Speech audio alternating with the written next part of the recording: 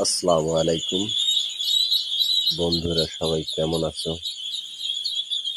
ইনশাআল্লাহ আশা করব ভালো আছো।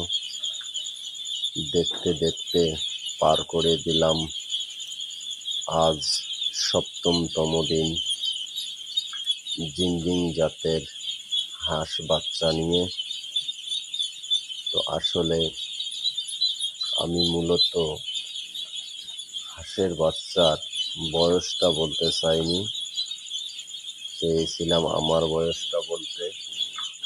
দেখতে দেখতেই পার করে দিলাম ৩৩টি বছর।